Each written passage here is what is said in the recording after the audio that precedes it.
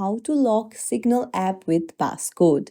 Hey everyone, welcome back to the channel. If you are new here, don't forget to hit the subscribe button and turn on the notification bell to not miss any updates. So, do you want to protect your privacy by locking your Signal app with passcode? Then you're in the right place. Let's get started. Open up your Signal app and then tap to your profile icon in the top left.